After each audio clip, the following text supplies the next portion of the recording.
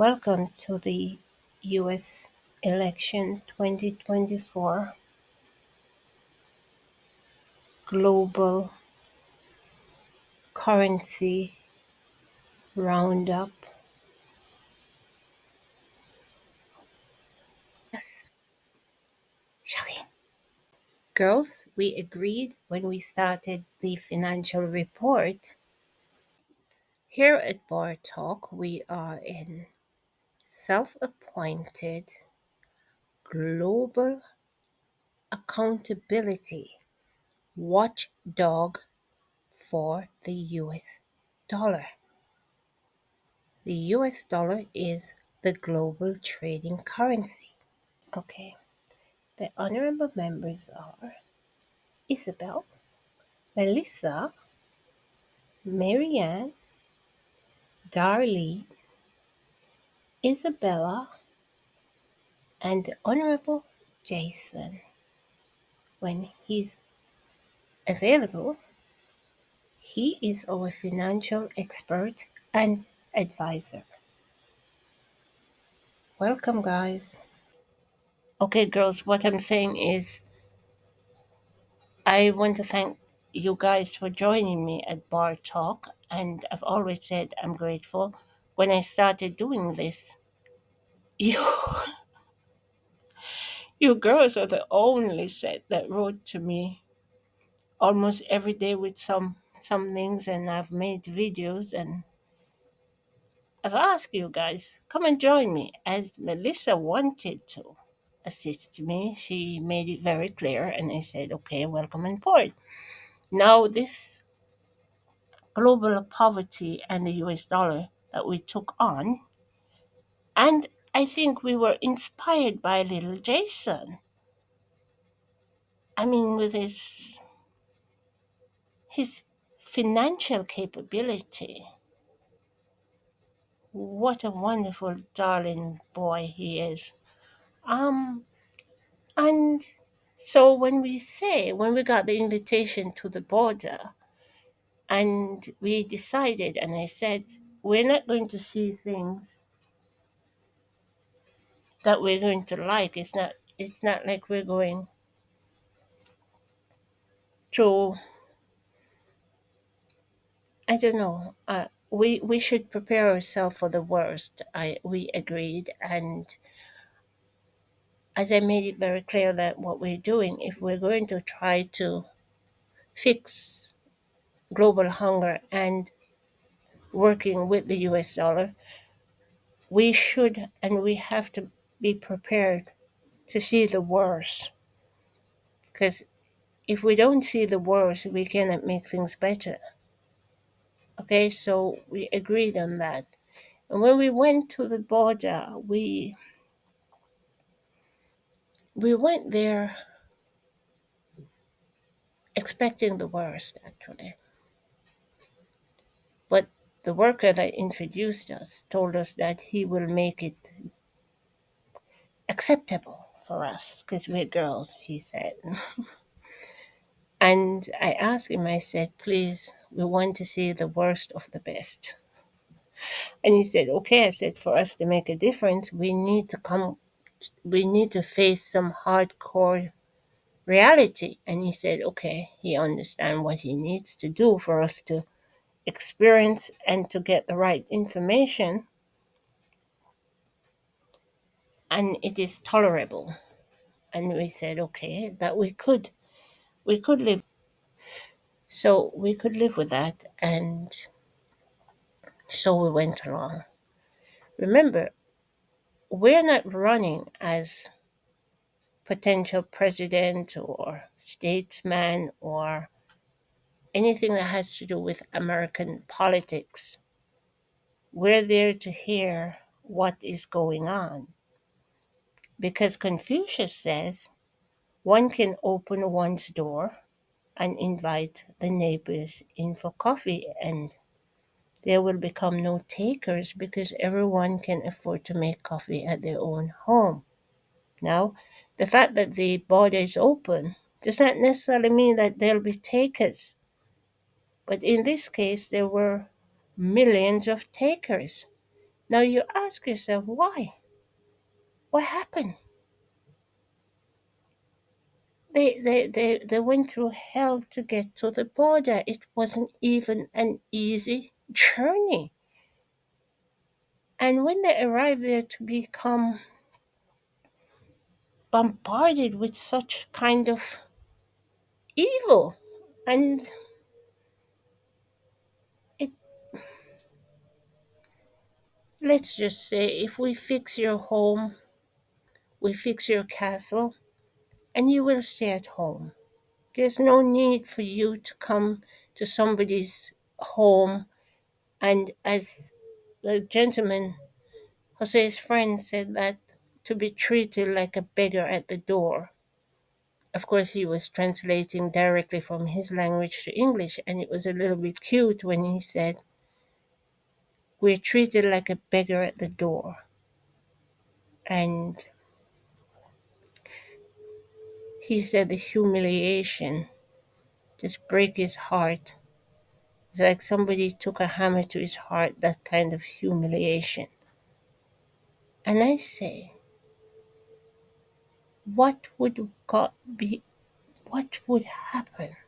Why someone would go to somebody's country and encourage them to come, pay their airfare, because most of them could not afford to pay their airfare, and brought them to the border and literally murder some of them. And these guys that escape has a story that they should not tell. It's like a turkey that lived to see Christmas. He's going to have a story because turkeys, they don't know what is Christmas. So for a turkey to be alive at Christmas, he's going to have some darn story, huh? Think about it.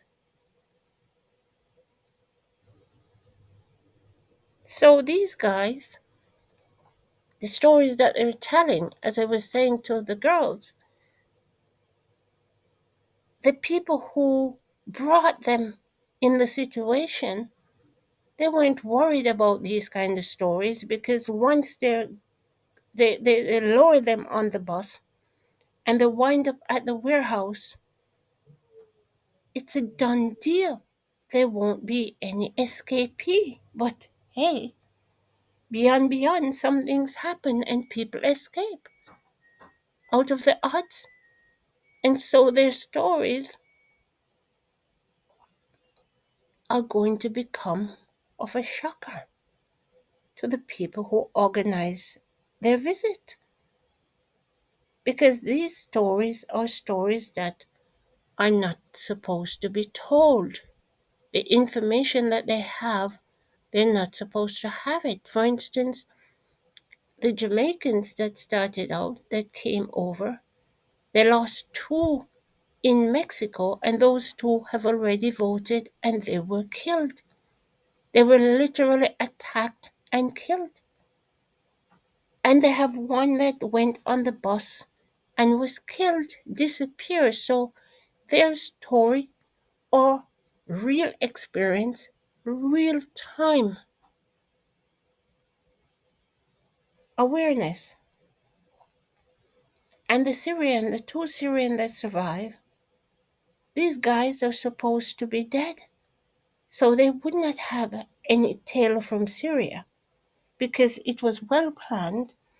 They arrive, they tell their story, only if they escape, of course, because they were told not to speak to anybody because nobody needs to know their business. That's what they were told in Syria. That's what the Syrian says. It was after he escaped, then he started talking because he was in shock because he believed them right up to that time. He was a believer. He said that everyone was in love with them and could not believe how generous they are, how kind they are for them to want them to come. And the hero the hero in the whole thing, they say. The Syrians said that they were told, do not speak to anyone. And they did not. It was after he saw what happened. And of course, he lost three cousins on the bus. Of course, there were a lot of Syrian, but his personal beef, the loss of his three cousins, like the Jamaican, the loss of the three friends, that's basically their personal beef. And in the case of the Jamaicans, they just went on the bus because they thought it was a good idea when they heard how easy it was to get what they were told that they would get if they wind up at the border. So they know that these things happen. It's not like they imagine this thing. And they escape with their own life because they were faced with their own mortality when they escape. And God only knows how they maneuver and all of that. But I guess it's a boy thing. But that's it. That's the reality. That's the reality, my friend. It's so weird because when Jose was telling me about the computer stuff, he asked me if I need a surprise, and I said, "Really? What is it?" And this guy came on the phone or in the chat and said that he is employed as a homeless person. He lived he's Jose's neighbor. I don't know if they live on the same block, the same building or whatever, but they're neighbors. And he said that during the Trump administration, they were employed to be homeless just for people to think that Trump administration was doing bad. And I said, yeah, but what happened now? I understand what you're saying, but it still continued after the Trump administration. So I need some clarity on that before I can accept this story. And he said after the Trump administration, they were told that they were fired and they should go away. And they decided that they're going to go and tell their story to the press and all over the place if they're not continued to be paid.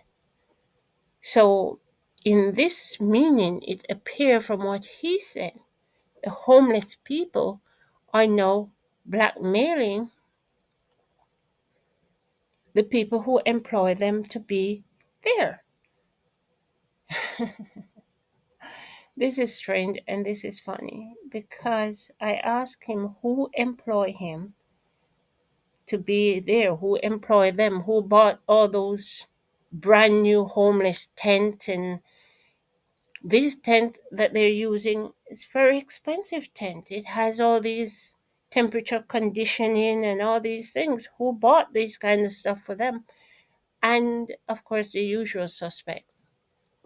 The usual suspect, because I say I need to know who is doing this. Of course, Rainbow Push, Obama, and guess who? The first black president, female president, Kamala Harris. Yes. So now it seems like the homeless people are now blackmailing them to stay employed. They don't know how to get rid of the homeless people. Now I asked him, why would you come forward and want to tell me this? He said because he doesn't want to be homeless anymore. He needs a proper job. It's mentally sickening for him to see the, the, the, the place every day. And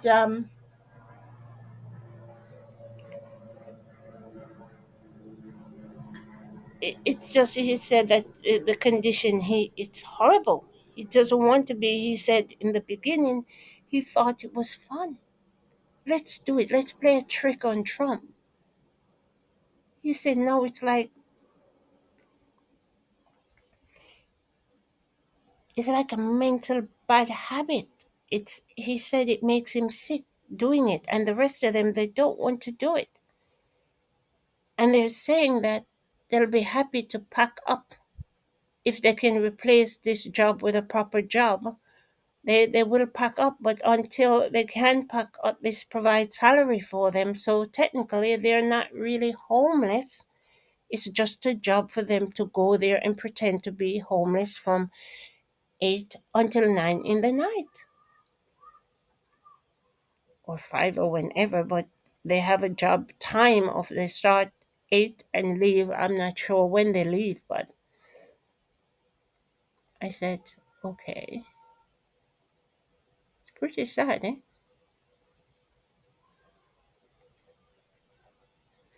And the boys were saying that the Jamaicans and the Syrian, they said to tell Miss Harris that in her dream she went to Howard University. In her dream. And if she's such a Howard alumni, she should read the Bible in Jamaican, since she's Jamaican, and then in English. They won't bother with her and the Arabic because she never said anything about that. But since she's harping that she is the Kamala Harris, Jamaican Howard University student with all the frills, she should read the Bible in Jamaican and in English. Plus, provide the DNA tests, Miss Harris.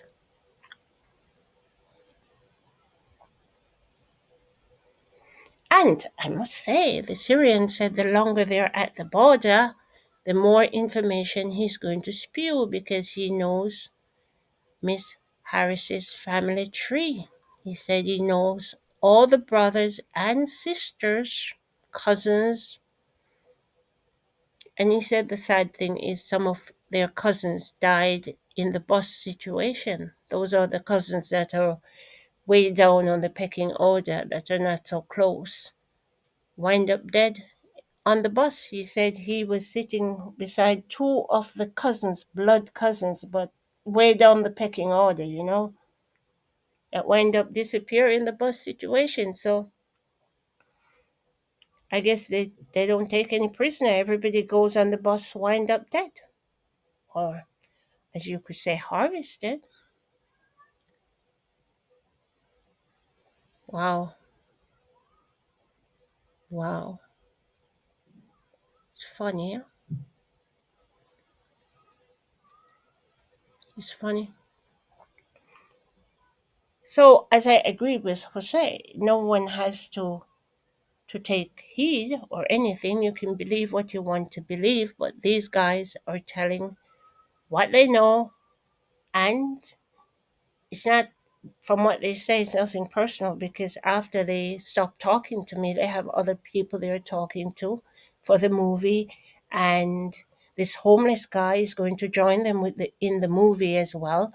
And he said you have other people coming out of the woodwork in terms of the trafficking and all of that. And of course, I did not get those information because I think when they want to talk, as I said, if you guys would like to talk to me, you can contact me. So I'm just telling what they say, how far, what they've told me so far.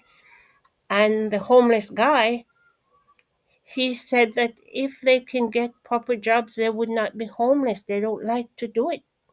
Initially, they thought it was funny pretending to be homeless and getting paid for it. But after, when they won and Trump was out of office, they tried to fire the homeless people. And the homeless people said, it's not going to work. We need a salary and we're going down there and you have to pay us or we will talk. But now this guy,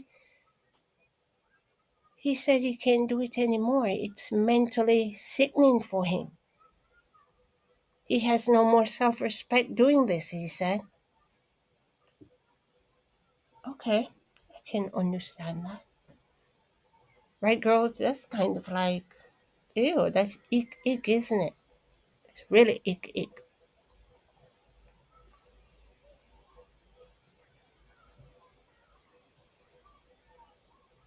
My goodness.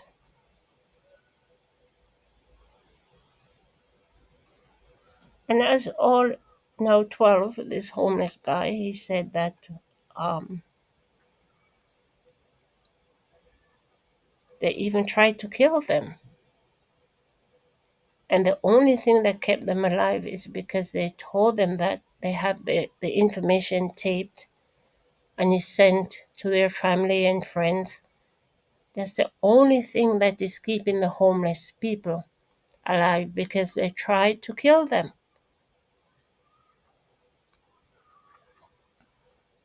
It's sad. It's really sad. It's really sad.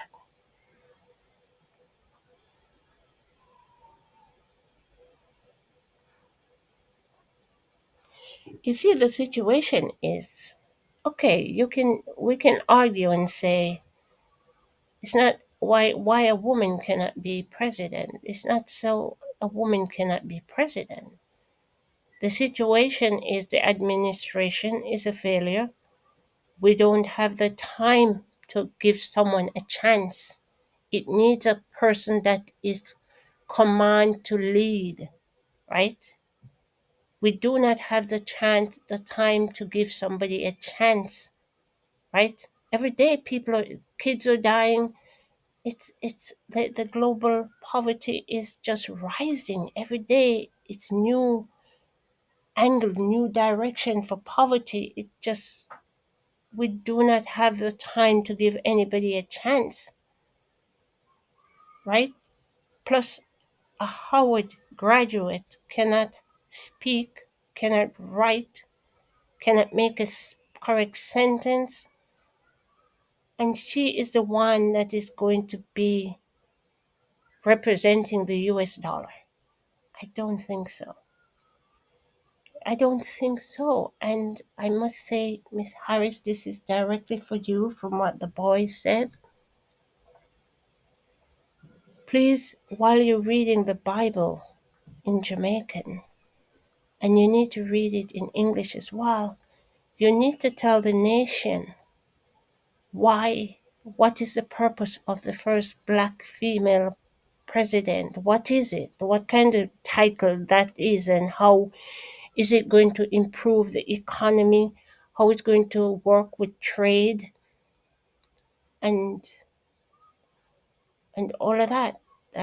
We want to know what is the purpose for it. This title that you present yourself as the first female black president. It sounds like something you need to use, and it sounds like a weed killer, like something you use and you spray it on weed and it kill the weeds. Yeah, we don't have a purpose for it. It's not useful, okay? Because they say they don't give a monkey if you're black, white, pink, purple, or blue, right? So this first black what? Who cares? Nobody cares. And if you were a Howard University graduate, you would have presented yourself in a better form. Huh?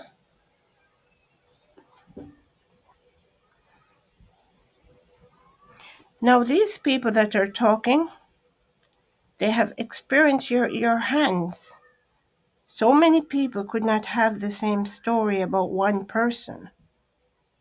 Do you understand? It's not like it's just one person going around with the garbage. It's like all of them. They have the same similar story about what they've experienced. And I think for Obama's name to be raking up constantly like this, Obama, what happened to your self-respect as a president? Your time was up 2014. I think you have forgotten the email or the memo that your time is up 2014. Okay? I think people are really tired of hearing your name constantly. We cannot move forward because you're constantly interfering. You're interfering with everything that has nothing to do with you. Jose and the guys, they say that you're like a box of milk that's left on the kitchen counter for 2 weeks while they went on vacation.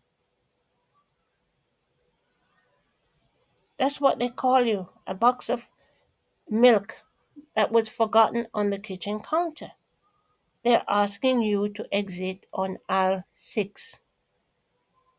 Nobody wants to see you, nobody wants to hear your name. We want to move on. Why can't you be like the other presidents? They took their time, they serve, and they exit, and they have respect for moving forward.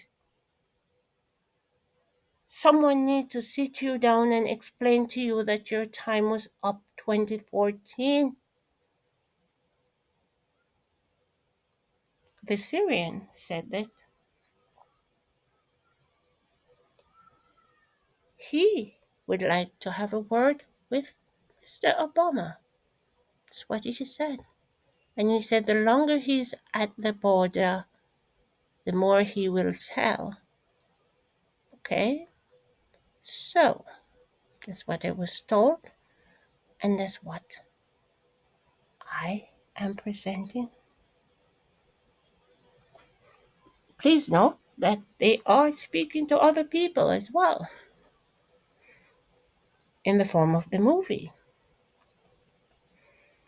I told them I can't wait to see this movie if it gets that far. Oh, Jose and the gang, please. We want to be impressed and we want to be intrigued. And you guys are so funny. You're so it's like 11 pockets of funny. So I cannot wait if you really get this deal and it goes that far to the cinema. Oh my goodness. Oh my goodness. I can't wait. I will bank on the suspense and I'm sure I'll be intrigued. Right girl? We will be so intrigued. We can't wait.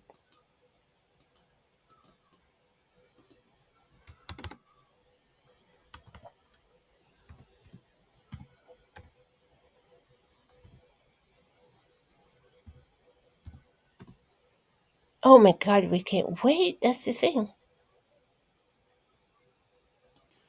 The girls and I, we asked Jose and the guys about the recent interview with Miss Harris when she said that she was going to encourage small businesses and she will be allocating 50,000 US dollar per business. They thought that was funny. Jose said that how long will it take these people to come back for another 50 grand? Because he believed that in her head, she understood the presidency to be a NGO, like her Rainbow Pushmaster, that goes around and issue free tents and tickets to fly to the border and all of that cause chaos. Um, their message to Miss Harris is the White House is not an NGO. You cannot give 50 grand just like that to small businesses. and expect anything to flourish. One will take that and just go on a good holiday with it and return for more. It's like giving a man a fish he eats well, and then the following day he will come back for another fish. You need to teach this person how to fish, right? So it is very clear that Miss Harris has no understanding of industrialized trading. She has no concept of being a president and the responsibility and what it entails. Miss Harris, you were appointed VP by just stroke of luck. The VP position has no need to be qualified for anything. That does not mean you can be a president.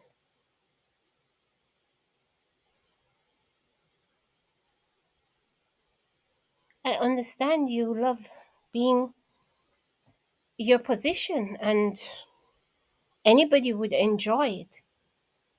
But it's not about giving a chance. It's about being qualified. We don't have the time for chance. You have to come to the table as hardcore. You have to be qualified. You have to. Miss Harris, the guys from your homeland, the Syrians, they say you should go, brush yourself off, get some more education, and try again in 4 years. You're not qualified for the job, and globally, we cannot risk. This is a waste of time. We have things to do, and we don't have time with this first black female president because the guys from Syria said that you're not black, and the guys from Jamaica said that. Kamala Harris is not black. So I don't know where you get this thing about black this, black that. And what is it? You sound like a weed killer. You probably need to do a brand and name it the first black something. I don't know, but it doesn't sound like a presidency. It just, your administration is a failure. Take the L and sunset yourself. It's okay. Accept the responsibility. It's a dead horse, a non-starter. Just accept the L. Accept the L because the guys from Syria said the longer they stay at the border, the more talking they will do. You can ignore them as much as you want, but people will hear it. Ignore it. You think it won't, it will go away, it won't. You have done some things to those people that is shocking, and it's not going to go away because the guys who escaped lost a lot of things: friendship, family, disappearing, and they survived. So it's not going to go away.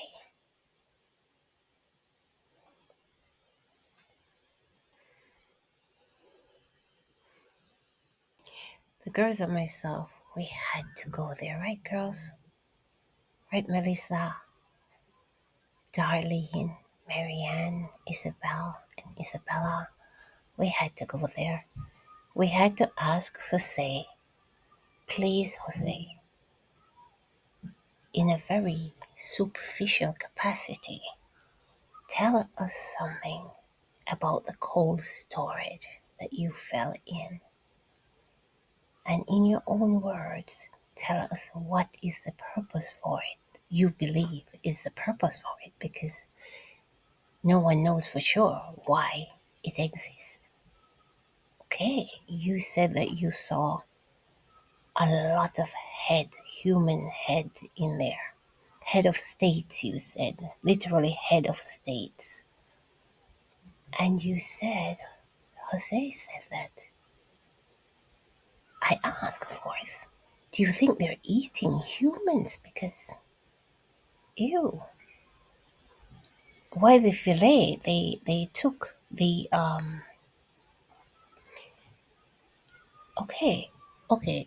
From what Jose said, he believed that they debone. They needed the bone to supply the veneer dental industry, and but I think periodically, because they have so many human carcass, that they they would probably fillet when they have an order, so they need to keep those in cold storage. Okay, so it doesn't mean that they're eating them. Okay, well that's a good one, because we were thinking that it seems as if someone was dining on filet mignon, eh? Okay, so that makes sense. And the guys are saying that they noticed that the players, Jesse Jackson, Obama, and Harris, they all have brand new veneers. Yeah, they had before, but they just changed out and got some new ones. So it appears if business is very good for those three. Right, guys? Three sets of veneer, eh? Take a look at them when they laugh. It's brand new. For all the men that had to go pay the price for them to have brand new teeth. I guess, guys, you should practice brushing your teeth, eh? Because if you brush them, you would not need to become a parasite taking human bones to go make teeth. Just get some toothpaste and toothbrush and brush your teeth and keep them clean, eh? Or maybe you're too busy doing all those things. You cannot practice proper hygiene, huh? My goodness. It's shocking, right? Well, from what the girls and I and discuss with the guys, we believe that based on what they've told so far, which was very superficial, of course, um, they say that the movie is going to be like a documentary, sci-fi, everything, money, intrigued, sex, the whole nine yard. Oh my goodness, we cannot wait. It's a off the edge situation in the theater. Jose, please, I wish for you and your friends all the blessings. And may God be with you guys and take good care.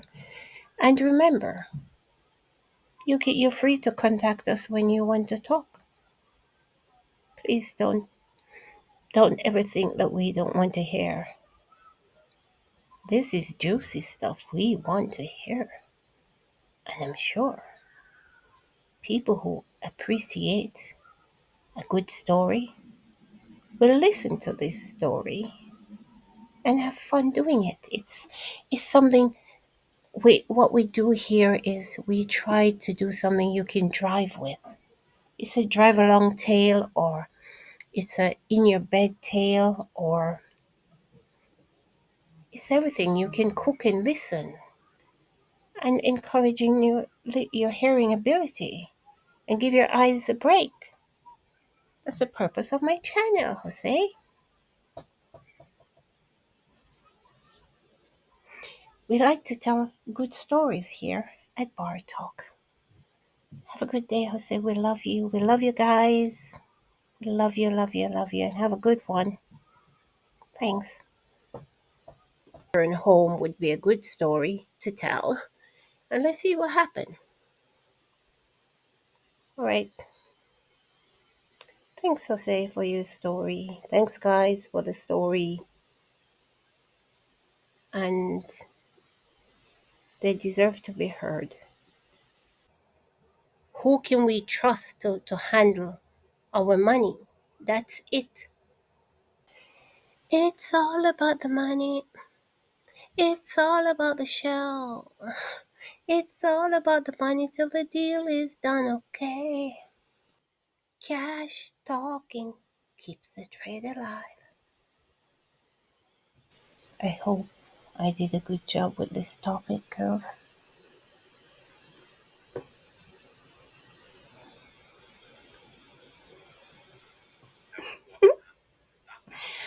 They're number one on the ticket. I love to love you, baby. I am Dr. Ballmer. We'll be again.